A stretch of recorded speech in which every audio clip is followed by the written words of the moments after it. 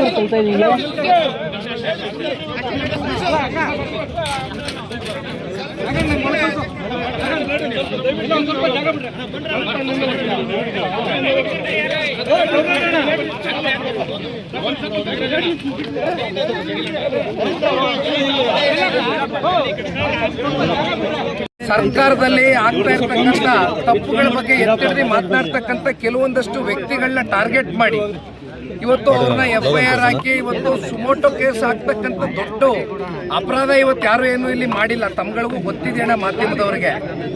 ಆದರೆ ಇದು ಟಾರ್ಗೆಟ್ ರಾಜಕಾರಣ ನಡೀತಾ ಇದೆ.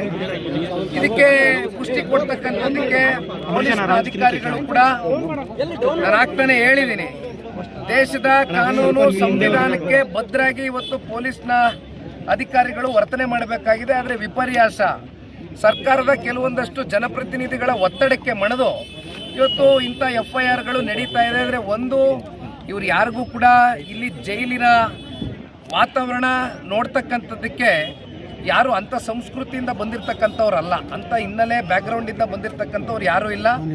ಅವ್ರ ಕಣ್ಣಲ್ಲಿ ಒಂದು ನೋವಿದೆ, ಅವ್ರ ಕಣ್ಣಲ್ಲಿ ಒಂದು ಭಯವೂ ಕೂಡ ಕಾಡ್ತಾ ಇದೆ. ನಾನು ಇಲ್ಲ ಅಂತಕ್ಕಂಥದ್ದು ಹೇಳೋದಕ್ಕೆ ಇಚ್ಛೆ ಪಡೋದಿಲ್ಲ. ಯಾಕೆಂದರೆ ಯಾವುದೇ ಒಬ್ಬ ಒಳ್ಳೆಯ ಬದುಕನ್ನ ಕಟ್ಕೊಂಡಿರ್ತಕ್ಕಂಥ ವ್ಯಕ್ತಿ, ಗೌರವಯುತವಾಗಿ ಜೀವನ ಮಾಡಿರ್ತಕ್ಕಂಥ ಒಬ್ಬ ಸಾಮಾನ್ಯ ಪ್ರಜೆನ ಈ ರೀತಿ ಟಾರ್ಗೆಟ್ ಮಾಡಿ ನೀವು ಒಳಗಡೆ ಆಗ್ತಂಥ ಸಂದರ್ಭದಲ್ಲಿ ಅವನಲ್ಲಿ ಮತ್ತು ಅವರ ಕುಟುಂಬಸ್ಥರ ಮೇಲೆ ಯಾವ ರೀತಿ ಒಂದು ಆಘಾತ ಉಂಟಾಗಿದೆ ಅಂತಕ್ಕಂಥದ್ದು ಅವರಲ್ಲಿ ಒಂದು ಭಾವನೆಯನ್ನು ವ್ಯಕ್ತ ಆಗಿದೆ. ಹಾಗಾಗಿ ಇವತ್ತು ಅವ್ರಿಗೆ ಭೇಟಿ ಮಾಡಿ ನಮ್ಮ ಶಿಡ್ಲಘಟ್ಟ ರವಿ ಅಣ್ಣವರು, ಈ ಭಾಗದ ಶಾಸಕರು ಮತ್ತು ಮಾಜಿ ಶಾಸಕರಾಗಿರ್ತಕ್ಕಂಥ ಕೃಷ್ಣಾಡೆ ಸಾಹೇಬರು ಸೇರಿ ಅನೇಕ ಜನ ನಾವು ಮುಖಂಡರು ಬಂದು ಅವರಿಗೆ ಧೈರ್ಯವನ್ನು ತುಂಬಿದ್ದೇವೆ. ಅವ್ರ ಮನೆಗಳಿಗೆ ತೆರಳ್ತೇವೆ, ಅವರ ಕುಟುಂಬದ ಸದಸ್ಯರ ಜೊತೆನೂ ಕೂತು ಚರ್ಚೆ ಮಾಡ್ತೇವೆ. ಒಟ್ಟಾರೆಯಾಗಿ ಅವ್ರ ಧೈರ್ಯ ತುಂಬತಕ್ಕಂಥದ್ದಷ್ಟೇ ಅಲ್ಲ, ಅವ್ರ ಮನೆ ಮಕ್ಕಳನ್ನ ಅತಿ ಶೀಘ್ರದಲ್ಲೇ ವಾಪಸ್ಸು ಅವ್ರಿಗೆ ಮನೆಗೆ ಕರ್ಕೊಂಬರ್ತಕ್ಕಂಥದ್ದಕ್ಕೆ ಎಲ್ಲ ರೀತಿಯಾದಂಥ ಕಾನೂನಿನ ಅಡಿಯಲ್ಲಿ ವ್ಯವಸ್ಥೆ. ಪೊಲೀಸರು ಎಷ್ಟು ಜನರ ಮೇಲೆ ಪ್ರಕರಣ? 8 ಜನ ಇದ್ದಾರೆ. ಈಗ ಸದ್ಯಕ್ಕೆ 8 ಜನ ಇದ್ದಾರೆ. 9 ಜನ ಇದ್ದಾರೆ. ಇನ್ನ ಹೆಚ್ಚು ಕಮ್ಮಿ 150 ಜನರ ಮೇಲೆ FIR ದಾಖಲಾತಿ ಮಾಡಿದ್ದಾರೆ ಅಂತ ಹೇಳ್ತಾರೆ. ಆದ್ರೆ ಒಂದು ನೀವು ಅರ್ಥ ಮಾಡ್ಕೋಬೇಕಾಗಿರ್ತಕ್ಕಂಥದ್ದು, ಪ್ರಚೋದನಾಕಾರಿಯಾದಂತ ಹೇಳಿಕೆಗಳು ಕೊಟ್ಟು ಈ ರೀತಿ ಪ್ರಚೋದನೆಯನ್ನ ಮಾಡಿ ಉದ್ದೇಶಪೂರ್ವಕವಾಗಿ ಒಳಗಡೆ ಹಾಕ್ಸಿರ್ತಕ್ಕಂಥ ಆ ವ್ಯಕ್ತಿನ ಇಲ್ಲಿವರೆಗೂ ಕೂಡ ಯಾರು ಕೂಡ ಪ್ರಶ್ನೆ ಮಾಡ್ತಾ ಇಲ್ಲ. FIR ಯಾರ ಮೇಲೆ ದಾಖಲೆ ಆಗ್ಬೇಕು ಅಂತಕ್ಕಂಥದ್ದು ಬಹುಶಃ ನಿಮಗೂ ಗೊತ್ತಿದೆ, ನಮಗೂ ಗೊತ್ತಿದೆ. ಅವ್ರ ಮೇಲೆ FIR ದಾಖಲಾಗಬೇಕು ಅಂತ ಹೇಳ್ತೀರಾ? ಸಂಸದರು ಹೇಳಿಕೆ ಕೊಟ್ಟಿದ್ದಾರೆ. ಈಗ ಪ್ರಚೋದನೆ ಮಾಡಿದಂತವ್ರು ಅವರು ಕೆಂಪೇಗೌಡರ ಜಯಂತಿ. ಕೆಂಪೇಗೌಡರು ನಾಡಿನ ಪ್ರಭುಗಳು.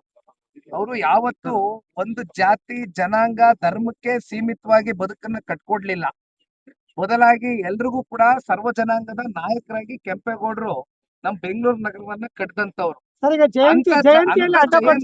ಸಂತ ಜಯಂತಿಯ ದಿನದಲ್ಲಿ ಅಲ್ಲಿ ಜಿಲ್ಲಾಡಳಿತ ಸಂಪೂರ್ಣವಾಗಿತ್ತಲ್ಲ, ಇದನ್ನ ಯಾಕೆ ಇಲ್ಲಿವರೆಗೂ ಪ್ರಚೋದನೆ ಮಾಡ್ತಕ್ಕಂಥದಕ್ಕೆ ಜಿಲ್ಲಾಡಳಿತ ಕಣ್ಮುಚ್ಚಿ ಕೂತಿತ್ತು ಅಂತಕ್ಕಂಥ ಒಂದು ಪ್ರಶ್ನೆಗೆ ಉತ್ತರ ಕೊಡ್ಬೇಕು. ಪ್ರಚೋದನೆ ಅಂತ ತಾವು ಶಾಸಕರನ್ನ ಕಾನೂನಲ್ಲಿ ಅವಕಾಶ ಇದೆ ಸರ್. ಒಬ್ಬ ಶಾಸಕರು ಹಾಗಾದ್ರೆ ಜಯಂತಿ ಬರ ತಪ್ಪ?